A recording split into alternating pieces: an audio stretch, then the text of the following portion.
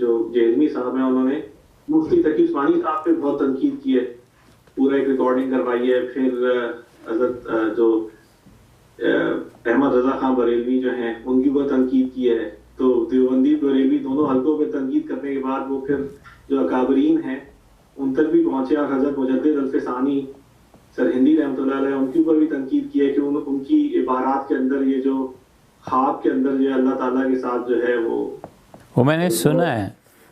حضرت مجدد رحمۃ اللہ علیہ کے بارے میں جو کچھ انہوں نے کہا وہ میں نے سنا ہے. گالیاں دیتے ہیں اور مذاق اڑاتے ہیں، اس کا اچھا پہلو یہ ہے کہ جو انسان بھی سنجیدگی کے ساتھ اپنے سوالات کے جوابات چاہتا ہے، یا جو مذہب کے بارے میں سنجیدہ ہے، وہ جلدی ہی چھوڑ دے گا. کہ جس شخص کو بولنے تک کی تمیز نہیں ہے، یہ کیا دین ہے جس نے اسے یہ تعلیم دی ہے. اس کا پازیٹیو پہلو تو یہ ہے، اور نیگیٹیو بھی پازیٹیو ہے.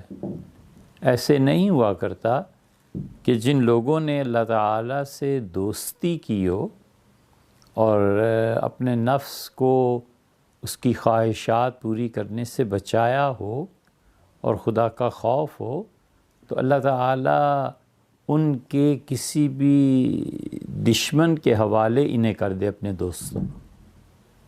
یہ کبھی خدا نہیں کرتا. وہ اپنے دوستوں کو کبھی اپنے دشمنوں کے حوالے نہیں کرتا. وہ جس طرح سے بھی پورا کرے کسی کے نقصان کو، مگر وہ یہ کبھی بھی نہیں کرتا کہ اپنے دوستوں کو دشمنوں کے حوالے کرے. اسی لیے اس نے قرآن کریم میں یہ کہا ہے کہ لَنَسْأَلَنَّهُمْ أَجْمَعِينَ، ہم ان سب سے پوچھیں گے کہ تم کیا حرکتیں کرتے رہے ہو. تو اصولی بات تو یہ ہے. لیکن جہاں تک ان کا تعلق ہے، ان کی بعض چیزیں لوگ مجھے بھیجتے ہیں تو میں بھی سنتا ہوں. حضرت مجدد الفسانی سرہندی رحمۃ اللہ علیہ پہ جو کچھ انہوں نے کہا ہے، بہت کم ان کا مطالعہ ہے. ہمیں پورا یقین اور علم ہے ان کے دوستوں سے کہ انہوں نے حضرت مجدد رحمۃ اللہ علیہ کو پڑھا ہی نہیں ہے. حضرت کے خطوط وہ نہیں پڑھ سکتے. حضرت رحمۃ اللہ علیہ کے خطوط بہت بلند مقام ہے اس میں. اگر کسی انسان کو ابن عربی اور روم، فرید الدین عطار، یہ لوگ سمجھ میں آئے ہوئے ہوں، پھر وہ حضرت مجدد رحمۃ اللہ علیہ کو پڑھتا ہے تو وحدت الشہود کیا ہے، حضرت نے کیا فرمایا ہے، پھر جا کر کہیں سمجھ آتی ہے کہ کوئی اور بھی جہان اس سے بھی آگے ہے. تو کسی بھی موضوع پہ بات کرنے سے پہلے اگر اللہ تعالیٰ کسی شخص کو یہ مقام نصیب فرمائے تو اس کو ہر طرف نظر رکھنی چاہیے. ایسے نہیں ہوتا کہ 4 کتابیں اور وہ بھی وہ پڑھ لے جو اردو ترجمے ہوئے ہوئے. یہ اردو ترجمے بعض اتنے خراب ہیں کہ حضور صلی اللہ علیہ وسلم نے ایک بات عربوں کے محاورے میں بیان کی ہے، اب وہ اس محاورے کو اردو میں ترجمہ کر رہا ہے. بھئی اس محاورے کا کیا تم ترجمہ کر رہے ہو؟ سوچنے کی بات ہے نا. اونٹ جب پہاڑ تلے آیا، اب اس کا ترجمہ کیا کیا ہے؟ Camel under the mountain. اب ہے کوئی یہ ترجمہ اور کوئی سمجھنے کی بات ہے؟ انگلش کا اپنا ایک محاورہ ہے، اردو کا عربی. تو اس طرح وحدت الوجود، وحدت الشہود، اگر یہ چیزیں ایسی ہی ہوتی نا تو اتنے بڑے بڑے لوگ جو ہیں یہ پیروی نہ کر جاتے.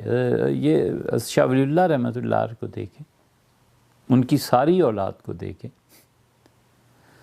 سب گمراہی میں تھے. حضرت تھانوی نور اللہ مرکزو نے ایک جگہ وحدت الوجود پہ بہت ہی دقیق بحث فرمائی. انہوں نے کہا میری اس بحث کو پڑھو، اس سے تو پھر یہ ثابت ہوتا ہے کہ وحدت الوجود ہر ایک مسلمان کا اس کا عقیدہ ہونا ضروری ہے.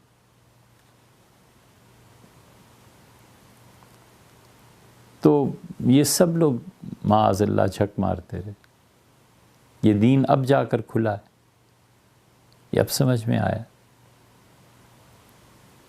شکر اللہ مساعیم، جس نے اپنے زمانے میں جتنا بھی دین کا کام کیا، اللہ اس کی کوششوں کو قبول کرے. سیدھی سادی سی بات. ان سے غلطیاں بھی ہوئی ہیں، لیکن کیا فائدہ ہے ان لوگوں کی غلطیوں کو دہرانے کا، اس کا نتیجہ یہ کہ دل سے ہیبت نکل جاتی۔ ایک صاحب تھے، وہ مناظرہ کرتے تھے،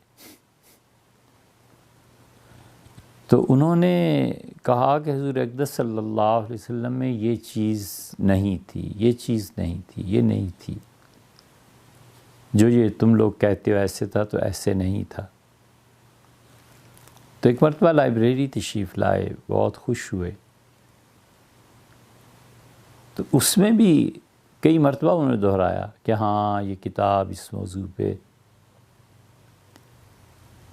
تو وہ پھر ایک ایسی بات ہونے کی مجھ سے رہا نہیں گیا۔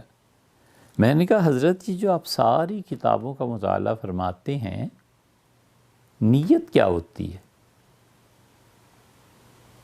کہنے کہ اللہ کے لیے، اور کیا؟ میں نے کہا حضرت اللہ کے لیے ہوتی ہے، یا ان ساری کتابوں کو پڑھتے ہوئے بنیادی طور پر جب کتاب آپ کھولتے ہیں تو نیت یہ ہوتی ہے کہ رسول اللہ صلی اللہ علیہ وسلم کی زیادہ سے زیادہ جو توہین ہو سکتی ہے ان چیزوں کو پڑھوں، کہ وہ عام بشر تھے، ہم جیسے تھے، یہ تھا، یہ تھا، یہ تھا۔ وہ ایک مرتبہ جیسے چونک گئے ہوں۔ میں نے کہا حضرت اس کو سوچ لیں۔ کئی لوگ ہم نے ایسے ہی دیکھے کہ حضور اقدس صلی اللہ علیہ وسلم کی، اللہ تعالیٰ کے دوستوں کی عیب چنتے پھرنا کہ یہ غلطیاں تھیں اس کی زندگی میں، تو چلے گئے یار، ایک امت تھی، پورا گروہ تھا۔ ہم اس نیت سے جب تحقیق کریں گے تو وہ پھر ضرور خدا کی پکڑ بھی آ جائے گی کبھی، اور اللہ تعالیٰ کی گرفت بہت شدید ہے، پھر وہ آدمی پٹری سے اتر جاتا۔